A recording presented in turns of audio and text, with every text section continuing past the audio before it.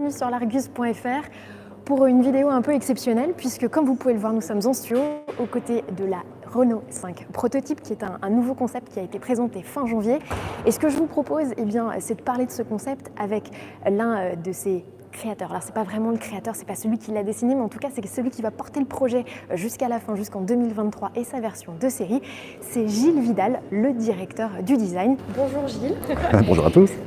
La première question qui se pose, c'est est-ce que vous êtes l'auteur de ce concept-car? Alors pas vraiment, parce que l'idée était dans les cartons depuis longtemps, je pense, dans la tête des designers et dans les cartons du design.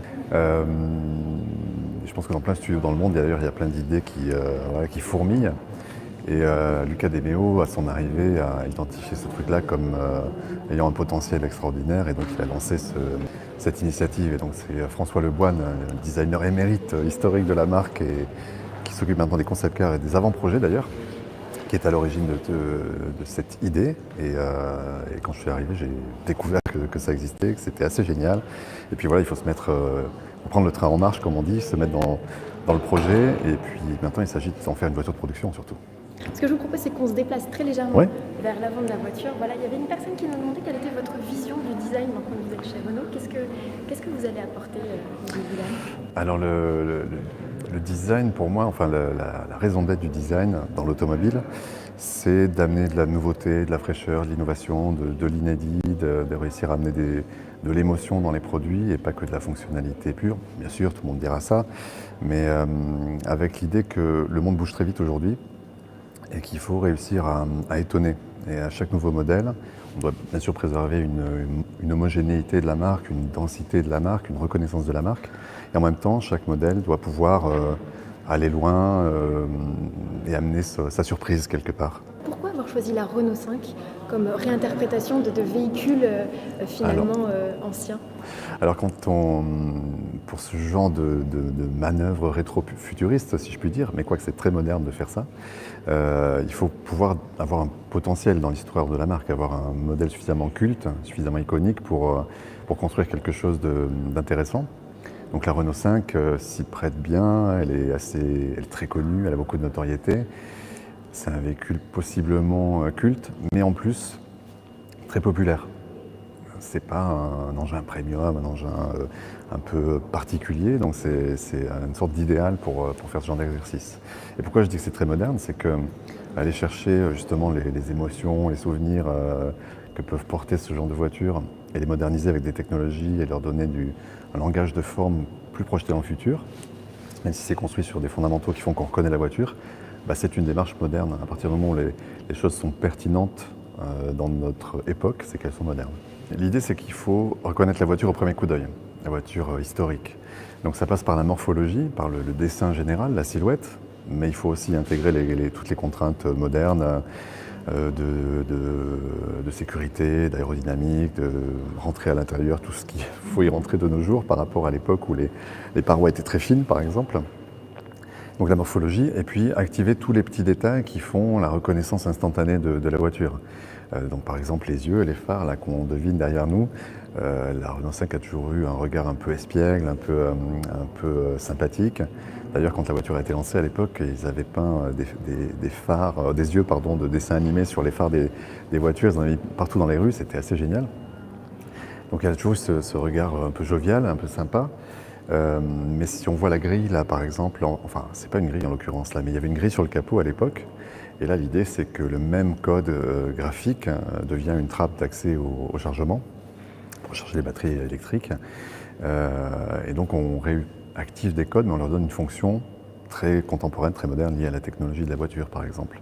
Et donc il y a plein de détails comme ça tout autour de la voiture qu'on active en plus de la morphologie générale de la voiture qui font la recette, la reconnaissance de la voiture.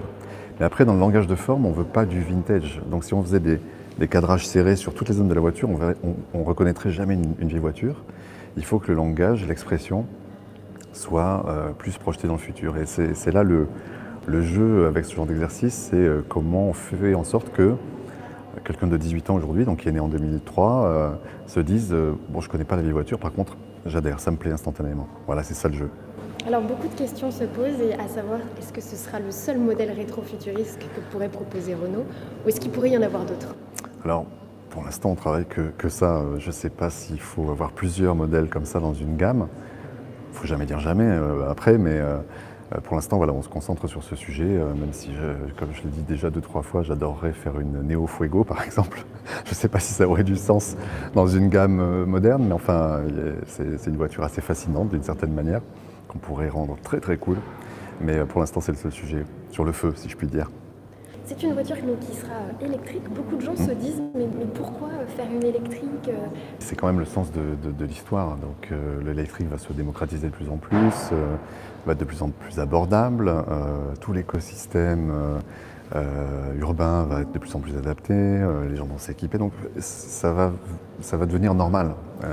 Aujourd'hui, il y a encore pour certains clients possiblement beaucoup de stress quant à l'autonomie, toutes ces problématiques stressantes par rapport à des alternatives thermiques.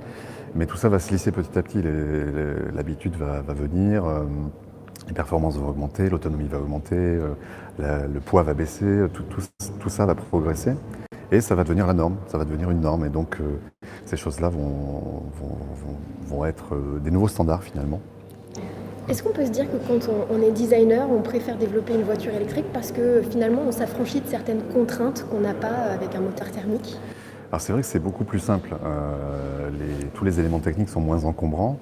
Et quand on peut faire une plateforme dédiée, peut-être vous avez vu la Mégane e-Vision, qui a une plateforme complètement dédiée, ça permet d'avoir une voiture plus courte avec un habitacle plus grand, d'avoir les roues plus dans les coins de la voiture, donc le dessin général, les proportions, la posture de la voiture sur la route est meilleure. C'est une sorte de graal dans le design automobile d'avoir un peu ces proportions-là. Donc oui, c'est favorable. Ça permet de changer la donne, d'avoir des proportions meilleures, mais aussi de créer cet effet de nouveauté finalement par rapport à des solutions thermiques plus encombrantes, où tout a grossi avec le temps. Donc quelque part, même si aujourd'hui on est dans cette période où tout cohabite et où on se pose plein de questions, le futur est quand même là. Beaucoup de questions à propos du logo. Est-ce que, alors on va s'approcher du logo qui est sur le haillon, on va le montrer à ceux qui ne l'ont pas encore vu. Voilà. Alors Gilles, est-ce que c'est un logo qu'on va revoir finalement sur des voitures de série? Et si oui, à partir de quand? Alors, on se pose plein de questions sur ces choses-là, toujours. D'ailleurs, à l'avant, c'est pas exactement le même. C'est même pas du tout le même, d'ailleurs. Donc, sur des concept cars comme celui-ci, on expérimente volontiers avec les logos, comme avec tout le reste en général, même si cette voiture est assez réaliste, pourtant. Et donc, on expérimente. Donc, pourquoi pas toutes les marques se posent ces questions-là. À quelle échéance on bouge? Pour quelles raisons? Pour signer quel changement dans notre histoire? Donc, c'est pas fait. On y pense, mais entre l'avant et l'arrière, c'est déjà deux propositions différentes. On pourrait voter, d'ailleurs, si vous voulez. Mais on se pose ces questions, mais c'est pas fait. La source d'inspiration sur l'arrière, alors je montre un peu les ailes arrière. On est plus sur de la GT Turbo, de la Super 5. Alors, oui, c'est un peu tout ça mélangé. En fait, on s'est permis de s'inspirer de la Renault 5 de 72, de la Super 5 et de la Turbo. Et on est allé chercher des ingrédients un peu partout dans ces véhicules-là pour créer celui-ci finalement. Donc petite trahison sur la pureté de l'histoire d'un modèle. Mais quand on regarde un peu la musculature autour des roues et le petit effet autour du feu arrière, ça c'est un héritage de la Turbo évidemment, cette musculature. Mais aujourd'hui, on ne peut pas faire une voiture aussi lisse que la Renault 5 originale. On a envie d'une meilleure assise, d'un peu plus de sculpture et de musculature sur la voiture. Le dessin du feu aussi est plus Super 5 finalement que Renault 5. Et puis il y a d'autres éléments qui sont plus Renault 5. Donc c'est un mix un peu de tout ça. C'est tout un tas d'ingrédients qui font un objet finalement nouveau mais qu'on reconnaît. Joseph nous pose la question sur les surfaces vitrées. Il estime que de plus en plus de designers réduisent les surfaces vitrées des véhicules. Il demande si c'est une question de design ou si c'est plutôt une question de sécurité.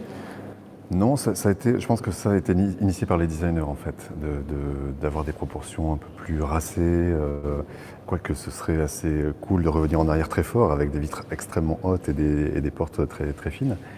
Après, quand on est dedans, quand on roule avec des anciennes voitures, c'est un peu étrange d'être aussi exposé bizarrement. Mais, donc il y a un côté aussi un peu protecteur qui est un peu une envie des clients de plus en plus. Alors est-ce que ça a été initié par les designers ou est-ce que les gens en ont envie naturellement? On ne sait pas qui a initié le mouvement, mais après il ne faut pas exagérer non plus. On ne peut pas faire des meurtrières, à part si on est sur une supercar peut-être, on peut s'amuser un peu, mais pour autant ça ne manque pas de luminosité ou de visibilité. les voitures mainstream, disons, vont pas trop loin de ce point de vue-là, je pense. Et les proportions sont très belles, effectivement, quand on va vers ça. Oui. Il y a une question d'un internaute, alors ça revient un peu à ce qu'on se disait au début de la conversation, mais qui dit que finalement, est-ce que les designers manquent pas un peu d'inspiration maintenant pour aller repiocher dans le catalogue de vieux modèles et de se réinspirer de beaucoup de vieux modèles? Alors non, c'est pas une question d'inspiration parce que c'est un exercice assez difficile en fait, au moins aussi difficile que de partir de la feuille blanche. Mais l'idée en faisant ça, encore une fois, c'est quand on active, quand on a un potentiel d'un véhicule intéressant dans l'histoire, qu'on active tous les souvenirs, tout ce qui est positif de ces époques-là, et qu'on injecte toutes les technologies modernes et qu'on arrive à traduire quelque chose d'intéressant, c'est valorisant pour la marque, c'est intéressant pour les clients. Comme dit souvent Luca De Meo, notre grand patron, il faut faire ce que veulent les clients finalement. C'est simple, mais il a raison. Et donc il y a beaucoup de demandes pour ce genre de démarche. Ça ne veut pas dire que toute la marque et toute la gamme est dédiée à ça du jour au lendemain. Pas du tout. À côté de ça, il y a beaucoup de projets et tous les autres modèles vont être très innovants, très nouveaux, très frais, très projetés dans le futur. Et d'ailleurs, le langage design de cette voiture est assez en accord avec la philosophie de cet objet. Et donc, ce n'est pas forcément ce qu'on va retrouver sur les futures Renault par ailleurs, qui vont, elles, se lâcher beaucoup plus dans le futur. À propos de cette R5, donc on sait qu'elle va déboucher sur un véhicule de série. Qu'est-ce que le modèle de série va pouvoir garder de ce concept car qu'on a sous les yeux? Tout. Presque tout. Presque tout. Un maximum de choses. L'idée, c'est de retrouver exactement ça au premier coup d'œil. Alors exactement ça veut dire plein de choses. Il y a tout ce qui est un peu trop concept car, des rétroviseurs très très fins bien sûr, le petit 5 lumineux dans la porte, c'est des choses qu'on ne fera pas au final bien sûr sur un véhicule en plus qu'on veut très abordable. C'est le challenge de l'électrique, c'est d'être abordable. On rappelle le prix? On n'a pas de prix encore, on est très tôt dans le projet, mais en tout cas abordable et très démocratique de ce point de vue-là. Mais après, les proportions qu'on voit là, je ne peux pas m'engager sur les centimètres et les dimensions exactes, mais l'effet, l'impact, les proportions qu'on voit là, cette sculpture, cette assise sur la route, c'est atteignable. Ça, on est en train de le faire, donc là, je peux dire que je suis assez sûr d'atteindre ça. Mais encore une fois, c'est un projet qu'on démarre, qu'on est en train de développer. On est très transparent, on raconte un peu très tôt cette aventure. Donc il y a des réponses que je ne peux même pas amener parce qu'on n'y est pas encore. Mais en tout cas, l'idée c'est bien ça, si je devais dire où on en est, entre 90 et 95% de ce qu'on voit là, ce sera sur la route. Alors beaucoup d'internautes la posent des questions par rapport à la future gamme Renault et à ce que vous pourrez y apporter. Est-ce que vous avez déjà, vous, des projets de véhicules que vous aimeriez amener chez Renault et qui n'existent pas forcément Alors il y a plein de choses, il y a plein d'idées. Alors déjà, Luca De Meo a présenté dans sa Renaulution, dans la présentation Renaulution, ou a annoncé qu'il y avait plein de projets nouveaux qui étaient lancés. Donc on a déjà beaucoup à faire au design dans le studio. Donc une fois qu'on aura passé cette vague de nouveaux produits qui est déjà très vaste et très ambitieuse, on se posera des questions, enfin on se les pose pour le coup d'après. Je tairai les dates encore pour le moment, mais sur des concepts franchement nouveaux, franchement en révolution. Ça c'est les grandes questions on va dire des avant-projets dans le monde automobile. C'est demain, quid des silhouettes telles qu'on les connaît aujourd'hui. Une berline tricorps, un SUV, qu'est-ce que ça peut devenir dans la génération d'après? Donc là, on imagine 2028, 2030, à ces horizons-là. On pourrait imaginer des silhouettes complètement nouvelles, complètement alternatives, et c'est là qu'est la clé du futur. C'est quelles silhouettes vont plaire, quelles silhouettes sont plus intelligentes peut-être que celles d'aujourd'hui, plus pertinentes demain que celles d'aujourd'hui. Donc il y a 2 temps, il y a tout ce qu'on a lancé là, et déjà il y a pas mal d'innovations. Enfin, j'en dis pas plus pour le moment. Et puis la génération d'après, c'est là où il faut peut-être changer de paradigme carrément. Alors, quelle est la réponse? On commence à regarder. Alors, je propose qu'on bascule encore un petit peu sur le profil de la voiture. Est-ce que Gilles Vidal a carte blanche sur les créations futures de Renault? Alors, je pense qu'il faut respecter une marque et sa trajectoire dans le temps quand même. Une marque a des valeurs, a une philosophie, a un ADN fondamentalement qu'on ne peut pas trahir. Et donc il faut construire autour de ces valeurs-là. Pour autant, ça ne veut pas dire qu'il faut manquer d'ambition en termes d'innovation, de nouveauté, de créativité. Et je pense qu'il faut accélérer le rythme aussi dans les effets de nouveauté. Encore une fois, le secret pour moi, c'est de préserver l'identification de la marque. Quand on aligne tous les modèles, du plus ancien que l'on voit encore jusqu'au plus récent, il faut comprendre que c'est Renault, qu'on comprend les codes. Et à la fois, à chaque nouveau modèle, bouger très fort.